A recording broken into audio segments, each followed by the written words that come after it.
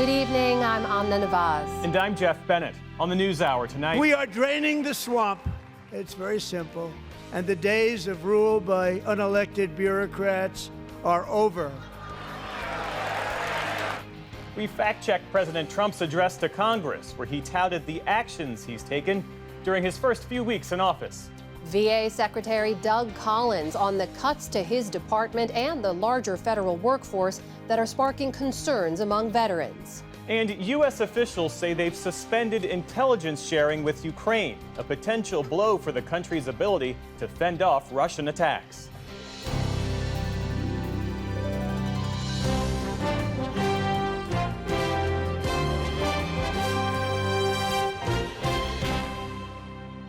Major funding for the PBS NewsHour has been provided by a law partner rediscovers her grandmother's artistry and creates a trust to keep the craft alive. A Raymond James financial advisor gets to know you, your passions, and the way you enrich your community. Life well planned. In 1995, two friends set out to make wireless coverage accessible to all. With no long-term contracts, nationwide coverage, and 100% U.S.-based customer support. Consumer Cellular. Freedom calls. The Charles F. Kettering Foundation, working to advance inclusive democracies. Learn more at kettering.org.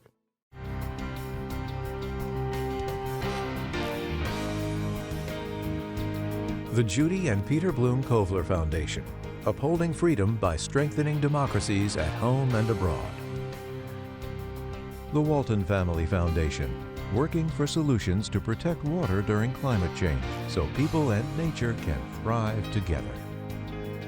Supported by the John D. and Catherine T. MacArthur Foundation, committed to building a more just, verdant, and peaceful world. More information at macfound.org. And with the ongoing support of these institutions.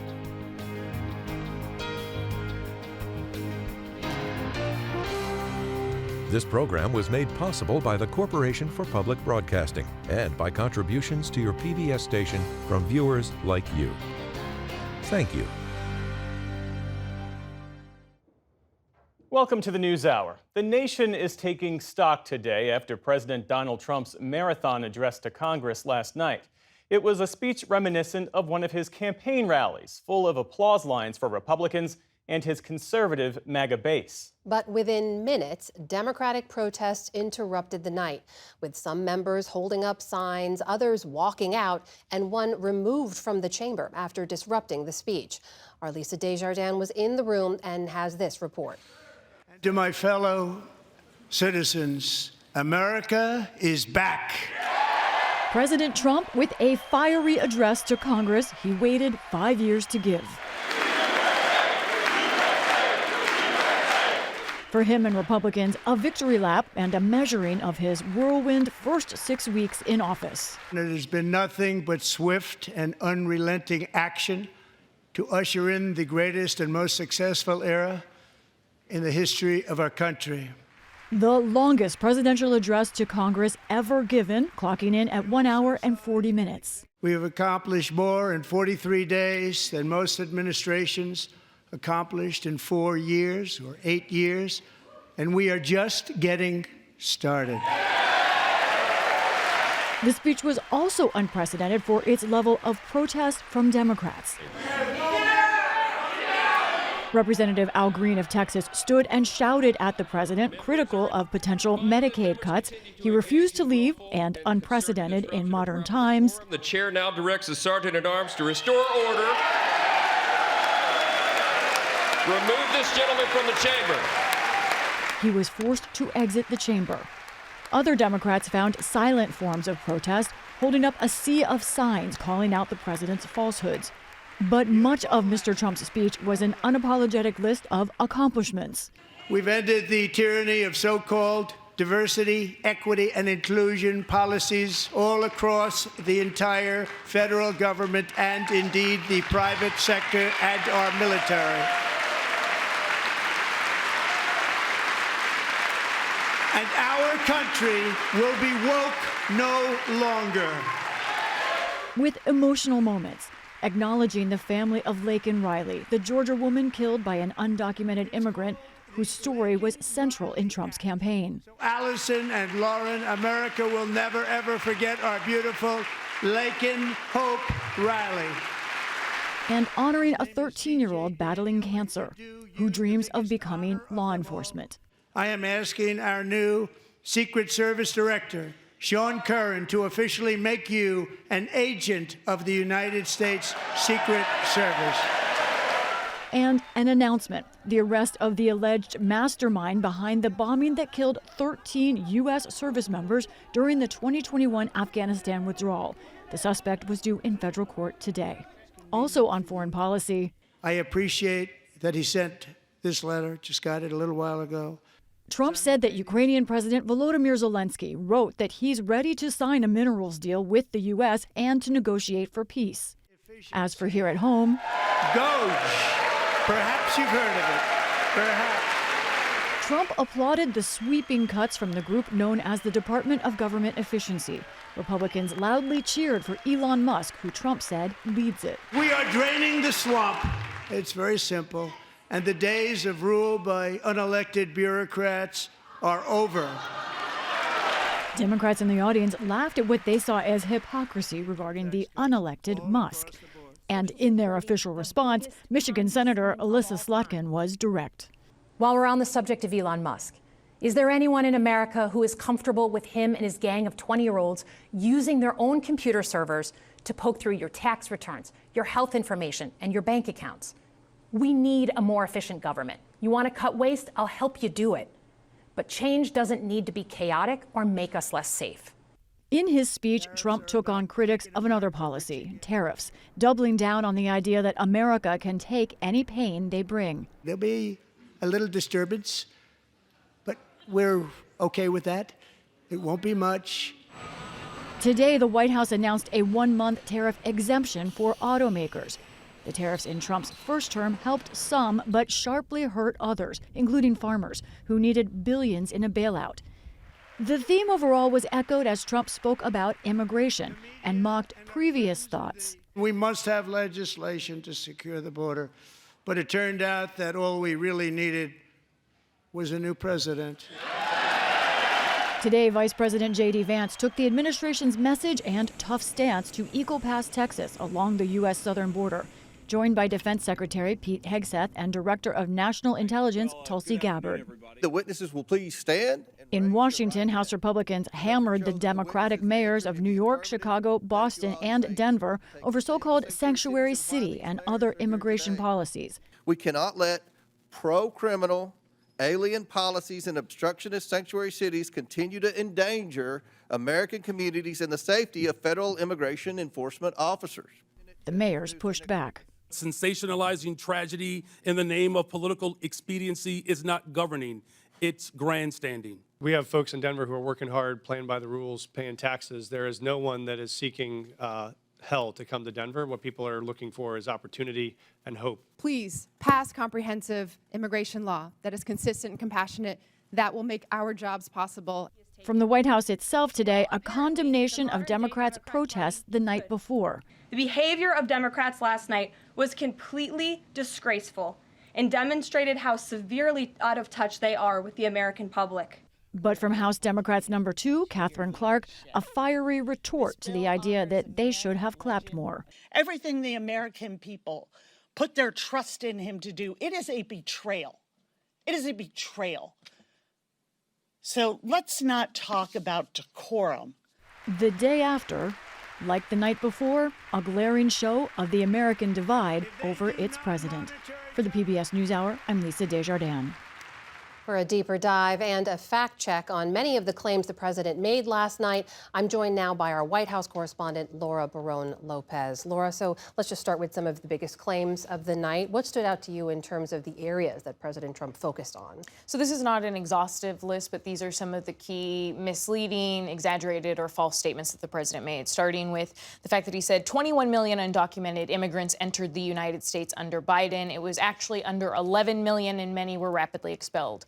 He said that $350 billion has been spent on supporting Ukraine. It's actually just over $180 billion. That's according to the Ukraine Oversight Inspector General. And that includes money that's spent inside the U.S. on weapons manufacturing. The president also said that fentanyl coming from Canada is killing thousands. Actually, only 43 pounds of fentanyl was seized in 2024.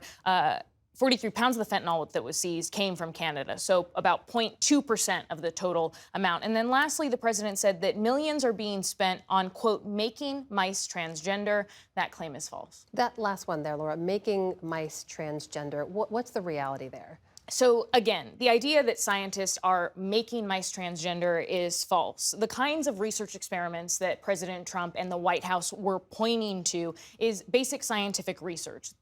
These studies were not studying if gender-affirming care works. That's a legal medical treatment that's endorsed by major U.S. medical associations. These experiments were studying the effects of gender-affirming hormones on asthma and on whether gender-affirming hormones increase breast cancer risk. So if someone is getting gender-affirming care, does it make an HIV vaccine less effective on that person? Many diseases and conditions are impacted by a person's hormones, and there is no ethical scenario where scientists will just be immediately experimenting on humans. They always start with rats and mice. So ultimately, these experiments on mice that the president was singling out, they help scientists understand the biological effects on humans and on the endocrine system. And they could also impact the wider U.S. population, not just transgender people. Again, Amna, those scientific experiments that were being paid for, funded by NIH, are not fraud.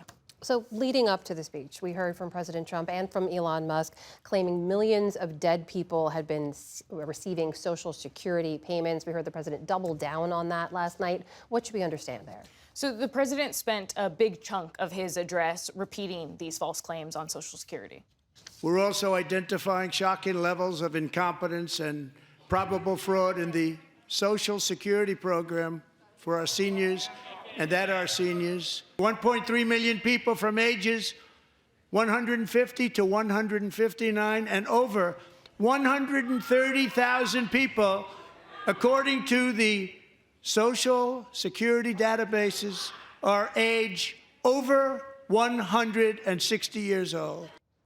Many of those claims have also been spread online by Elon Musk to his more than 200 million followers. But the reality is that 1% of Social Security Administration payments are improper and they're made to living people. And there are Americans in the system who were born in the 1920s. They're still in the Social Security Administration system, but that doesn't mean that they are receiving payments, which is something that the president's own Social Security administrator recently said. And also, Amna, the Social Security Administration automatically stops payments to people who are over the age of 115 years old. So President Trump has also claimed that Elon Musk's team has found what he's called hundreds of billions of dollars of fraud. He listed a number of those programs in his speech last night.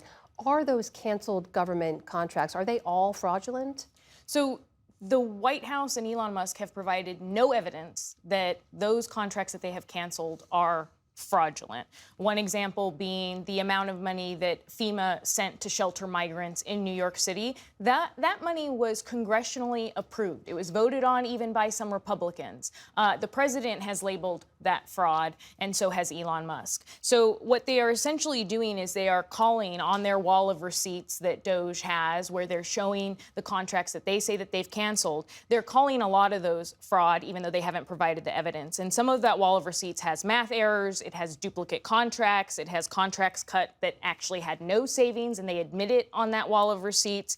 And so essentially what's happening, Amna, is that the president and his allies are calling many of these contracts fraud simply because they disagree with the programs that are being funded. And it is a president's prerogative to say that they don't want certain money going to specific programs. That doesn't make those programs fraud. White House correspondent Laura Barone-Lopez. Laura, thank you. Thank you.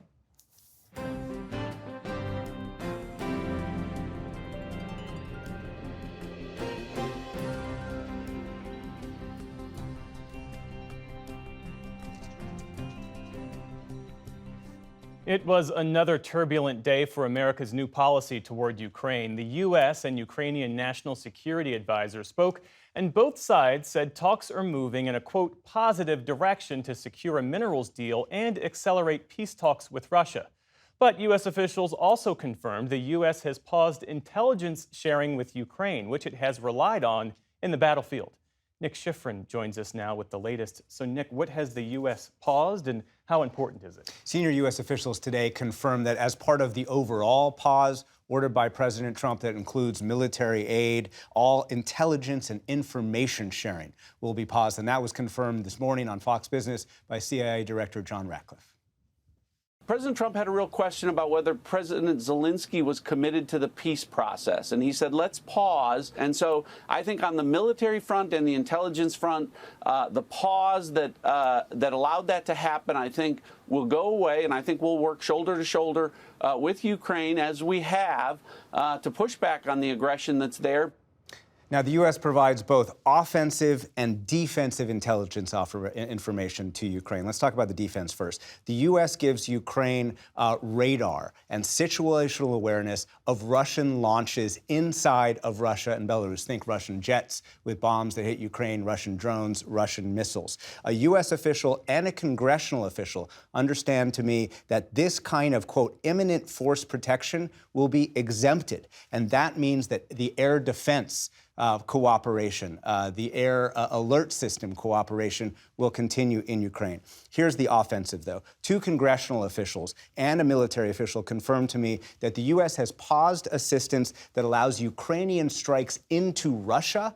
Offensive strikes will be more precise. Ukraine can already launch these strikes by themselves into Russia, but without U.S. assistance, they will be much less precise. Now, the U.S. also provides targeted assistance to Ukrainian soldiers on the front lines inside of Ukraine. It is not clear if that assistance is being affected so far, Jeff. But bottom line, a U.S. official tells me that depending on the extent of this pause, quote, it will cost Ukrainian lives, unquote. There's also a strategic effect. European officials continue to tell me they feel that there is a genuine transatlantic break, and the most recent evidence of that came today. French President Emmanuel Macron said something that he really hasn't said publicly before, that he will consider using French nuclear weapons to replace the protection of U.S. nuclear weapons that the U.S. has provided for the last few decades. And he said this about a European plan for Ukraine.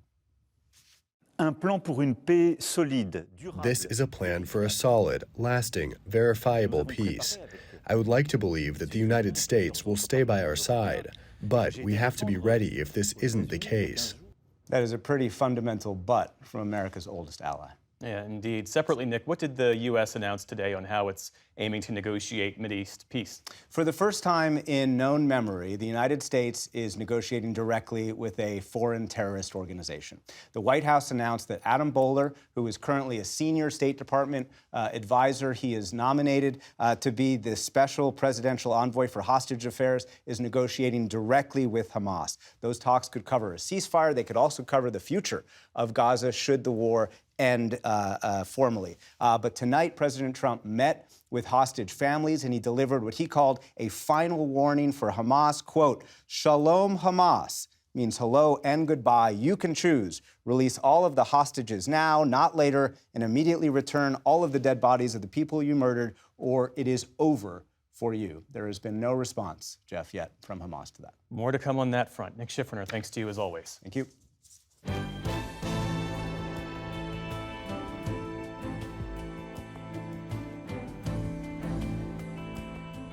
We start the day's other headlines with more on the new tariff exemption for cars coming into the U.S. from Canada and Mexico. The White House said that President Trump spoke with the heads of Ford, General Motors, and Stellantis today before announcing the one-month pause, and said the president would stay open to additional exemptions. White House Press Secretary Caroline Leavitt told reporters today that the idea is for automakers to use that time to shift more production to the U.S. He told them that they should get on it, start investing, start moving, shift production here to the United States of America, where they will pay no tariff. That's the ultimate goal. Meantime, there's been more global reaction to President Trump's tariffs today. Mexico's president said her country could look for other trading partners if necessary, And China's embassy to the U.S. posted on social media that if the U.S. wants a tariff war, a trade war, or any other type of war, we're ready to fight till the end. Severe weather is battering a large chunk of the country. Powerful storms killed at least 3 people in Mississippi, while other states are experiencing high winds, downpours, and blizzard conditions. In Iowa, wind and snow caused whiteout conditions this morning, stranding vehicles on highways. State troopers warned residents to stay home. On the East Coast, officials in North Carolina assessed damage on the ground from a possible tornado. In Oklahoma, residents of a small town have been cleaning up from a storm that blasted through windows and tore apart buildings. While in California, forecasters are expecting rain and mountain snow through Friday. Los Angeles County is suing Southern California Edison, saying the utility's equipment caused January's deadly Eaton fire. The lawsuit seeks to recover costs and damages caused by the blaze, saying the fire massively impacted the county's natural resources, harmed the environment and wildlife, and threatened public health. The Eaton fire destroyed more than 9,000 structures and killed 17 people in the Altadena area. Edison says it is reviewing the case and will respond through the appropriate legal process. The Justice Department charged 12 Chinese hackers and law enforcement officers today in what they're calling a global hacking campaign. U.S. officials say the malicious cyber actors targeted dissidents, news organizations, and U.S. agencies. That includes the Treasury Department, which was compromised late last year. The DOJ says that in some instances, the hacking was done at the direction of China's Ministry of Public Security. On Wall Street today, stocks rebounded from recent losses amid hopes for more tariff concessions. The Dow Jones Industrial Average gained nearly 500 points on the day. The Nasdaq added more than 260 points. The S&P 500 also ended firmly in positive territory. Former Houston mayor and U.S. Congressman Sylvester Turner has died. Turner spent 27 years in the Texas House of Representatives before serving as Houston's mayor from 2016 to 2024. He was elected this past November to the congressional seat long held by the late Sheila Jackson Lee. Turner took office 2 months ago and just last night attended President Trump's address to Congress. In 2022, he announced that he had undergone treatment for bone cancer and last year said he was cancer-free. Sylvester Turner was 70 years old. And finally, NBA superstar LeBron James is finding new milestones to hit. LeBron, open three! With a three-pointer last night against the New Orleans Pelicans, James became the first player in NBA history to surpass 50,000 points across regular season and playoff games.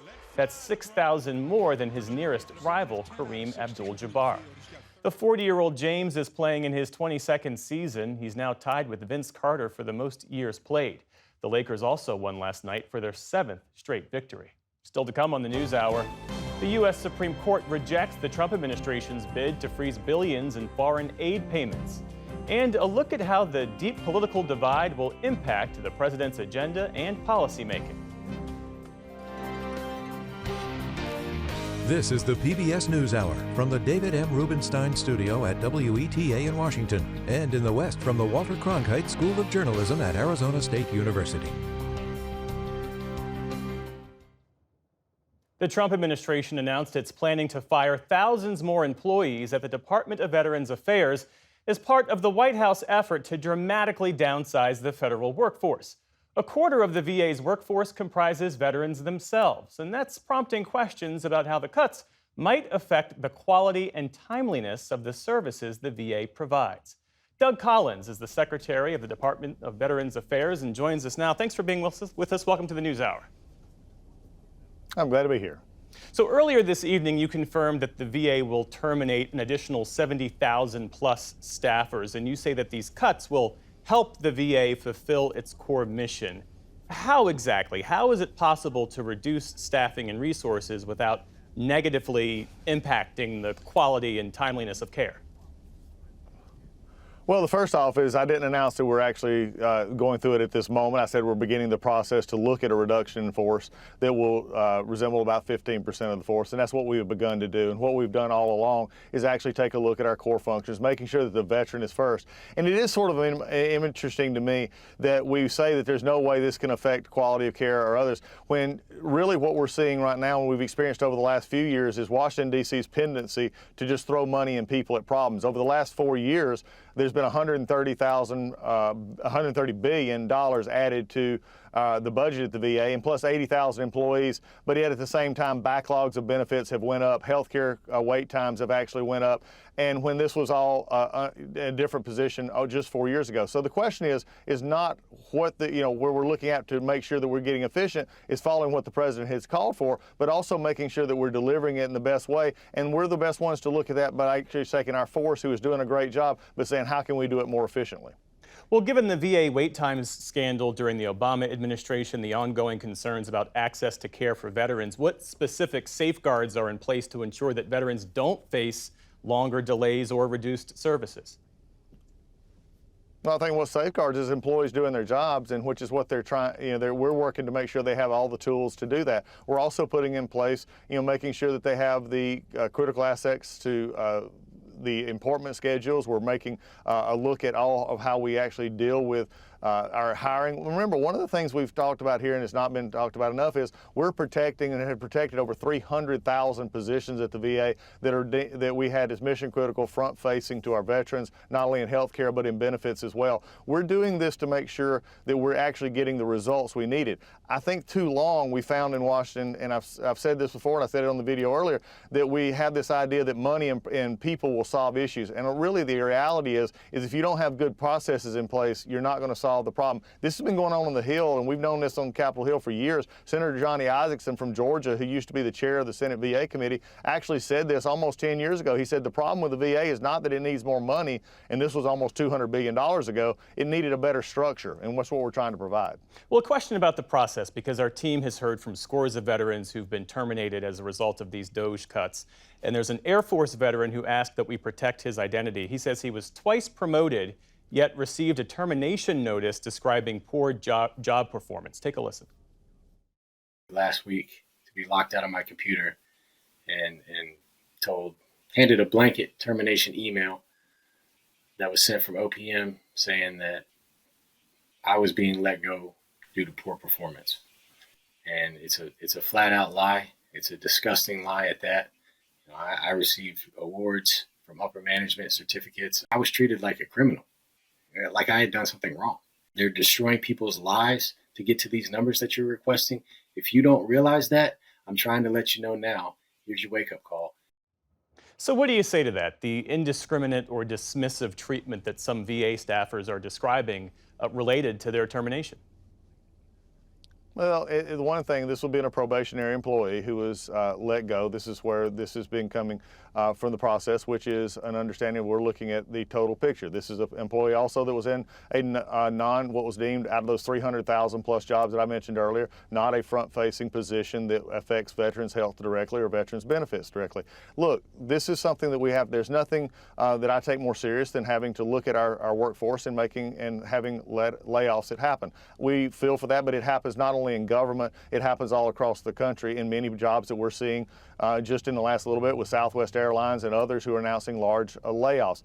These are the kind of things that are hard to do, and there's something that's not easy, and I take very seriously, but also in the perspective of that we have to look out to say, are we going to be fulfilling the mission that the president has asked us to do, and that is to take care of our veterans, but also do in a cost-effective and very efficient manner. And again, one of the things that I've said here, and it's not mentioned very much in the press, is if this was a area in which it should have been flagged, or if this was a mistake and it shouldn't have been part of this probationary, there is an exemption process that has been used many times, but undoubtedly in this person's case, their supervisor decided not to ask for the exemption because their position where it was and what was going on. So again, it is bad when anyone loses their job, but there have been things in place to make sure that we are trying to target as best we can the areas that we need to. Veterans, as I'm sure you well know, have been hit hard across the board as it relates to these DOGE cuts because veterans comprise nearly 30% of the federal workforce. And there are Americans who no doubt believe that people who serve their country and who continue that service through their federal job should be exempt from these firings. How do you view it? Well, I view it as this, as someone who served for 23 years in the Air Force, who's also been deployed, who also understands what life like is there. It's interesting to me that they always look to the government as an exempt an employee. That our job is the government, part of a job for a government employee is something sacrosanct to outside of the government. My other question is for those who say they should be exempt inside of government, where are they in the process of taking care of veterans not working for the government? Look, all veterans are the same to me. They've earned benefits, they've earned and served our country well. They're very protected and loved by me and wanting to be cared for, and that's what they will continue to get their care from health care and benefits from the VA. But again, it's an interesting thing that we look at government employment as something different than employment outside. And, again, to say that a veteran who's employed by the government is different than a veteran employed outside of government is just frankly not a valid argument. A question about veteran care. We spoke with a veteran who's currently receiving inpatient treatment at the Bath VA Medical Center in New York.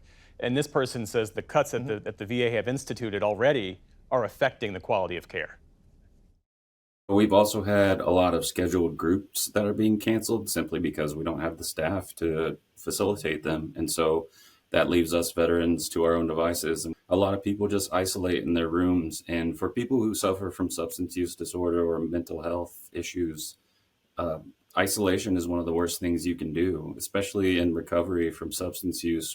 To the administration who says there's no effect on veteran care, I say you are absolutely wrong, and come here and I will show you. What's your response? Well, my response is this is just a piece of journalism that's not doing its job in the sense of you're picking a veteran who is saying that they're not getting care in a facility and in a health setting in which those jobs and others have been exempt. And so care that has been taken care would not have been affected. And also, by the way, this has just happened within the last week. To say that there's this all of a sudden this dearth in care because of cuts that are happening here is simply not right. Remember, in these areas, we've exempted 300,000 employees, and sometimes we're having to also, if someone leaves or goes away from that position, we're also having to hire. We're able to hire we're not under the hiring freeze for those positions, so we're trying to bring people in. But to blame this and simply use this event to blame it on cuts and blame it on what's happening right now with the VA is frankly not fair to the American people, and it's not fair to veterans who are hearing this thinking that something else is going on. This may be this person's perspective. I respect their position, but their position does not reflect what we've actually done. How would a veteran like that be able to flag that concern and have it addressed in this new administration? Well, they can go, if they're having issues, they can talk to the people at the VA. They can talk to their schedulers. They can actually, again, as always happens here, and it's one of the things we got to get away from. If they're having problems with scheduling or scheduling's not happening, we have some issues in third-party scheduling or however they're trying to get their schedule made.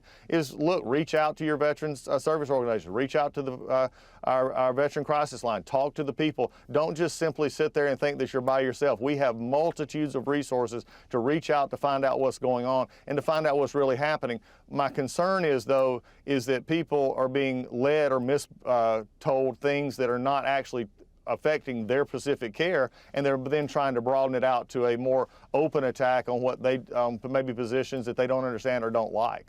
Secretary Collins, we are out of time, but we invite you back anytime to continue this conversation. Secretary of Veterans Affairs, Doug Collins. Thank you. Take care.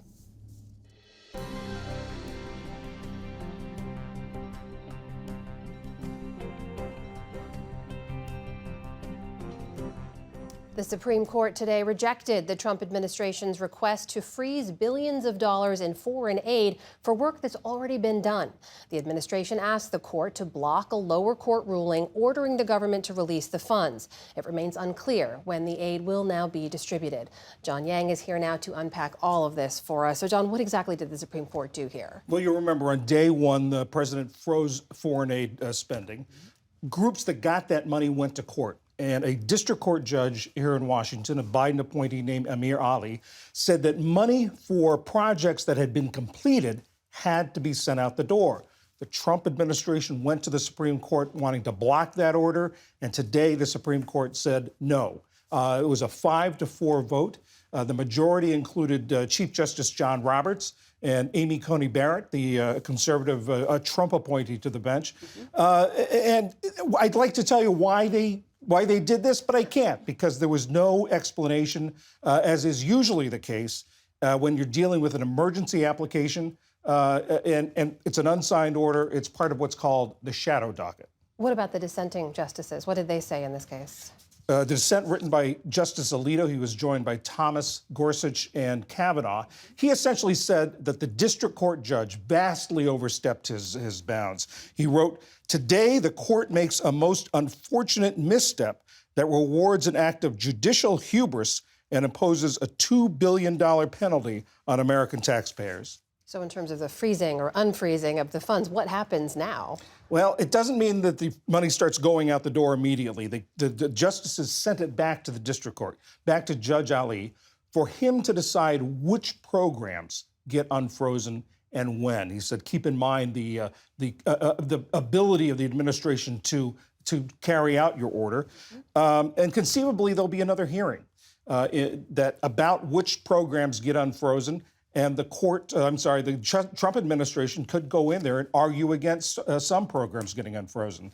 But I would note that in the latest PBS News NPR Marist poll, 58% of those questions said they think that Trump will ignore court rulings. 58%. Well, John, what about the foreign groups, the foreign aid groups that handle all of this funding? How are they reacting to this in the moment? They're a little cautious because they don't know what's going to happen next. They don't know when this money starts flowing out. This is Niranjali Amarasinghe, Executive Director of Action Aid USA. She said, "We welcome the Supreme Court's rejection of the administration's disingenuous bid for more time to review payments and resume funding for critical life-saving foreign assistance." But she also said, this ruling is not enough. The administration must still be obligated to disperse the funding that's being withheld and reinstate staff who may be needed to do so. John, while we have you, there was a moment last night that got a lot of attention, an interaction between President Trump as he left the podium and greeted the Supreme Court justices in attendance. The mic picked up some of what they had to say. Let's take a listen. Thank you. Best your favorite. Thanks. Very much. Appreciate it. Howard. Thank you again. Won't forget. So good. Thank you again. Won't forget it. John, what is that about? Obviously, we don't know what the president was thanking Chief Justice Roberts for and what he won't forget. But it is a reminder that these are the rare events in Washington or anywhere where the Supreme Court justices and a president are in the same room. Supreme Court justices say some of them say it makes them very uncomfortable. Chief Justice John Roberts a few years back said, "I don't know why we're there." Justice Thomas has stopped going about a decade ago. Those who do go are mindful of the protocol, not to react to anything. But of course, we remember the 2010 State of the Union when Justice Alito responded to President Barack Obama's description or criticism of a court decision by saying, "Not true." John Yang, so good to have you here. Thank you so much.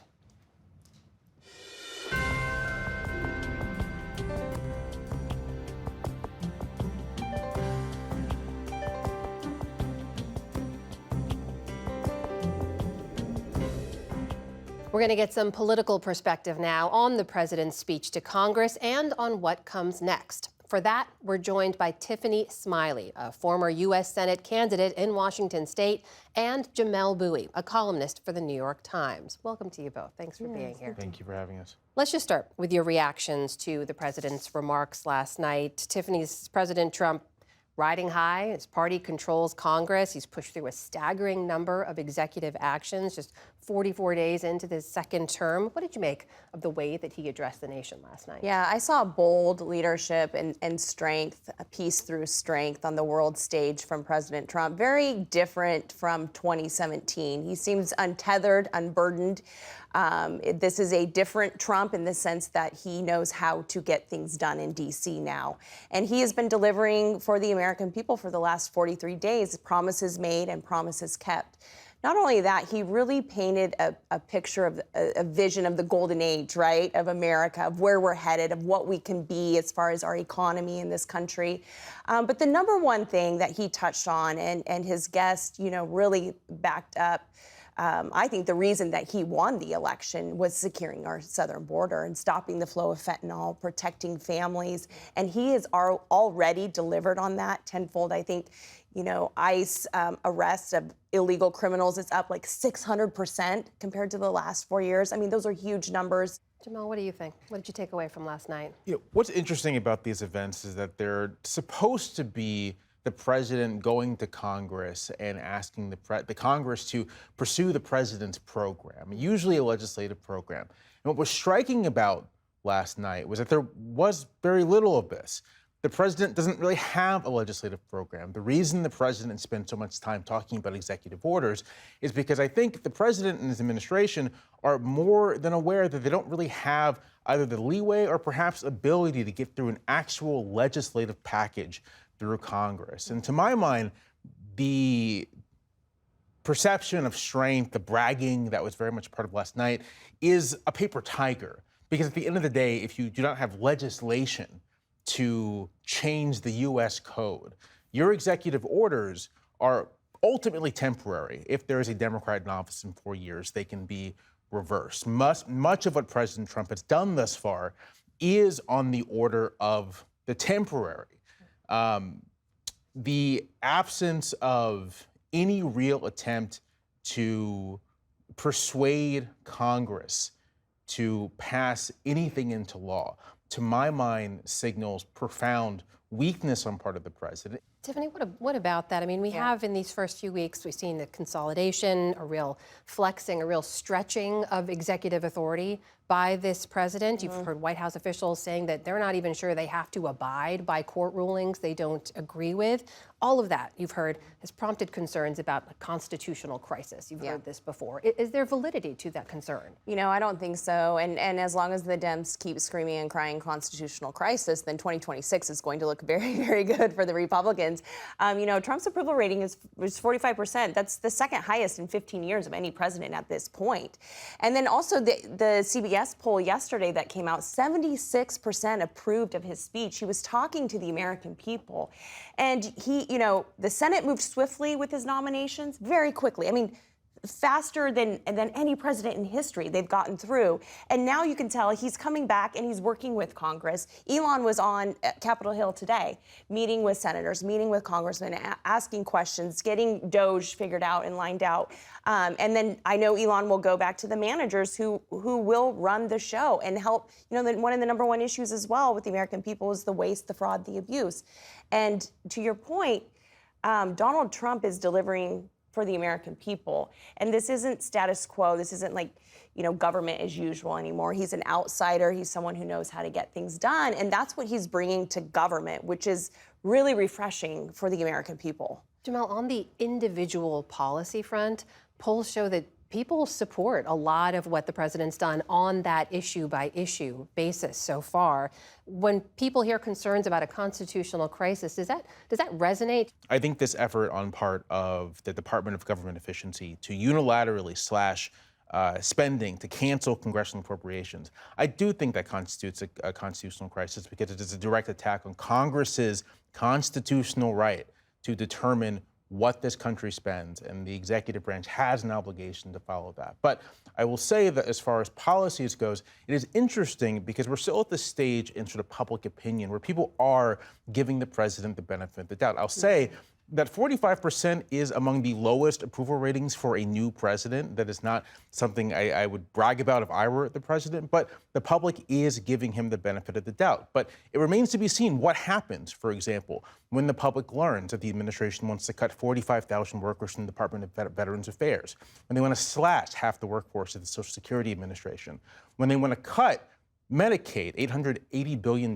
the Republican budget framework calls for removing from Medicaid. Those were things that help ordinary people. My parents are veterans and depend on the Department of Veterans Affairs. People like my parents may end up having a hard time getting the medical care they're entitled to because of these cuts. And I think that as that stuff becomes apparent, as that stuff reaches the American public, Trump will lose, and is, I'll say, will lose the benefit of the doubt. Tiffany, it's early in this presidency. Is there a risk the president runs in overreaching when the impact starts to hit people at home, that they'll start to step away from him, a president that they really put into place to bring down grocery prices, essentially, right? Right. And, you know, we have to also look at what President Trump was handed. He was really handed an economy that wasn't working for the American people, an open southern border with fentanyl coming in and killing our kids. You know, every city in this country, every town in this country is essentially a border town. He's looking to bring manufacturing and jobs back into this country. And he also touched on in his speech as well, which I think is important going forward for the future, which will win him votes and win the Republicans votes if they can get this done, is a balanced budget. And so what's the alternative? Bigger government, more spending, or a balanced budget? We started the conversation with Tiffany, so Jamel, I'm going to give you the last word here because I need to ask about Democrats in this moment. We saw last night in the chamber some silent protest with signs. We saw some walk out in protest. We saw Representative Al Green escorted out after he refused to take his seat after yelling in protest. Are Democrats doing what you think they should be doing to meet this moment in the opposition right now? I'm not sure that they are. I think that a large number of Americans are looking not simply for more moderate positions or certain sort of policies, but for political leadership, for someone to voice and actualize the kinds of fear and anger and distress and resolve that they feel looking at what's happening in Washington. The one piece of legislation the president does seem interested in is a $5 trillion tax cut for the wealthiest income earners. The vast majority of it will go to the top 1 and 0.1% of all income earners. Now, those two things are not popular. Recessions, famously, not popular. Tax cuts for the rich, famously, not popular. But you don't hear Democrats focusing on the fact that the president's agenda, far from bringing prosperity, far from bringing broad-based growth, is doing the precise opposite and acting as a vacuum of upwards redistribution for the very wealthiest. I would like to see Democrats talk about that. Jamel Bouie, Tiffany Smiley, thank you so much to you both for being here. I'd love to have you both back to continue the conversation. Thank you. Thank you. Thank you.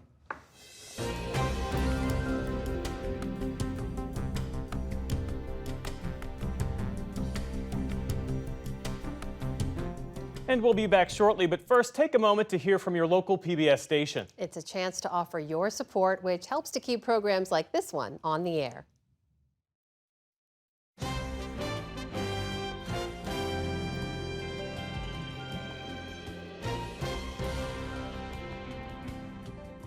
For those of you staying with us, we bring you a story about defying expectations. The California School for the Deaf football team won its third straight state championship this past season. Stephanie Sy has our encore look at the team's rise, which was also the subject of a book published last year. At the California School for the Deaf, Riverside, the Cubs are gearing up for a three-peat. Coach Keith Adams, here using sign language to call plays, has led the team to 2 state championships in their 8-man football division. But it wasn't always this way.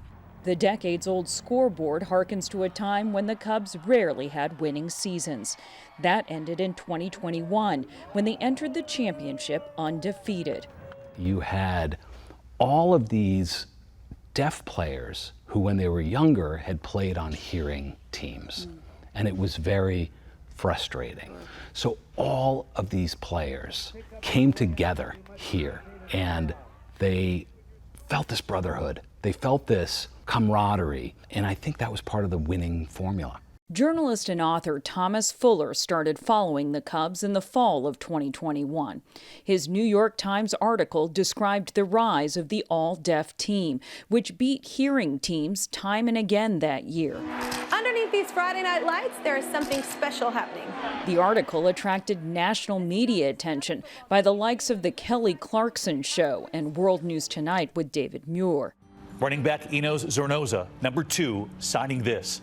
Deaf people can do anything. We're not the stereotype that's out there. Soon after came a pledge from California's governor to fund a $43 million athletic complex at the school. Now Fuller has published a book about the Cubs, The Boys of Riverside. It's more than an American underdog to undefeated story. It looks at deaf culture, a term he writes encompasses an entire class of people and their way of life. At a book event at the school, the intergenerational bonds of deaf families was on full display, and fervent applause greeted the journalist. And I came in and I said, I love this team. I love your story. After the 2021 season, Fuller took a leave of absence from his job at the New York Times to write the book. Following the Cubs throughout the next season, game after game, he noticed something. The question of what's a disability. And here's a team where everyone is deaf, all the players, all the coaches, and yet they are using deafness as an advantage, as an edge. His reporting included interviews with experts outside football, including David Corina, a cognitive neuroscientist who explains why deaf people may have what he calls hyperabilities, starting with the way they take in what they see. But for a deaf person, that span of attention is spread further out into the periphery. Okay, so it's like that flashlight is a much broader beam. More like a floodlight? Yeah, that's great. It's more like a floodlight than a flashlight. Right, that's good. With the caveat that I don't mean it to be necessarily brighter, but it's just covering greater area. Vision essentially steps up to fill in blanks left by the lack of auditory cues. Quarterback Caden Adams is a senior this year. He explained what it's like through interpreter Julie Hurtis. We rely on our eyes, so we kind of see the movement a little bit ahead of time. So we kind of think 2 steps ahead more so than a hearing team. We're much more alert. Corina says the science also suggests that deaf people are more attuned to movement around them. That could be an advantage, for example, to a wide receiver. Watch Jory Valencia intercept this pass in a 2021 game, which the Cubs won by 11 points. If you are able to detect that, hey, that ball is going to be headed in my direction, you might be able to pivot earlier and actually catch the ball than a hearing person who doesn't have those initial milliseconds of extra processing time. And there's another hidden advantage, the team's use of sign language, in this case ASL or American Sign Language. It's not only more efficient than jogging back and forth from field to huddle, it's unifying. Junior wide receiver Gio Visco recalled how it felt to play on a hearing team when he was younger through interpreter Mark Biarski. But like AAU, I do like playing on the hearing team, but communication is always an issue. Frustration when trying to deal with a coach and trying to communicate with the coach. Now, if you have a deaf coach, then that is better. Coach Keith Adams, who himself played on deaf and hearing football teams growing up, says the team's success comes from the supports unique to being at a school for the deaf. They come from various backgrounds, different skin color, different status, family status. The commonality is they're deaf.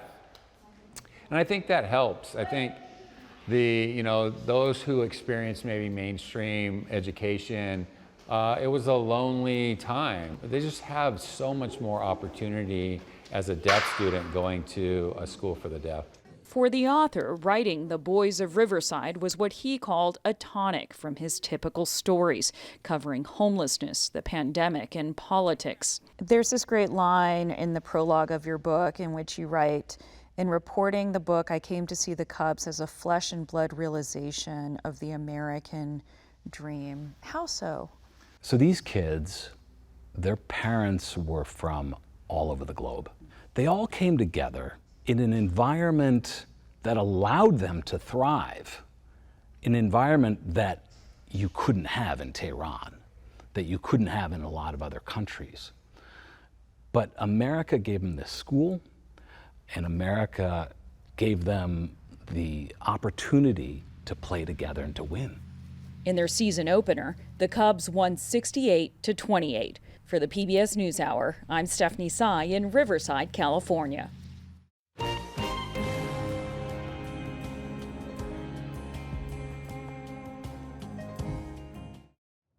Remember, there's a lot more online, including a closer look at who makes up the federal workforce, where they work, and what they do. That's at pbs.org/newshour. And that is the NewsHour for tonight. I'm Amna Nawaz. And I'm Jeff Bennett. For all of us here at the PBS NewsHour, thanks for spending part of your evening with us. Major funding for the PBS NewsHour has been provided by On an American Cruise Line's journey, travelers experience the maritime heritage and culture of the Maine coast and New England islands. Our fleet of small cruise ships explore American landscapes, seaside villages, and historic harbors, where you can experience local customs and cuisine. American Cruise Lines, proud sponsor of PBS NewsHour. I love seeing interns succeed. I love seeing them come back and join engagement teams and seeing where they go from there. I get to watch their personal growth. It makes my heart happy.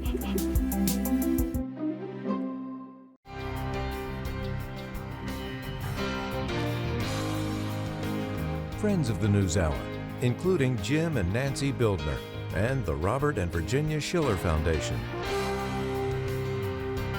The Ford Foundation, working with visionaries on the front lines of social change worldwide. Funding for America at a Crossroads was provided by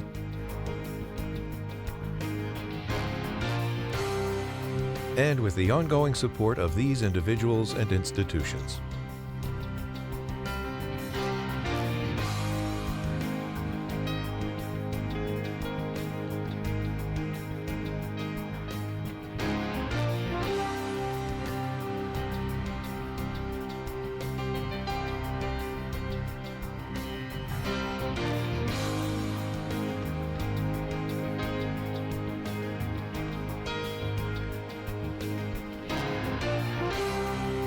This program was made possible by the Corporation for Public Broadcasting and by contributions to your PBS station from viewers like you. Thank you.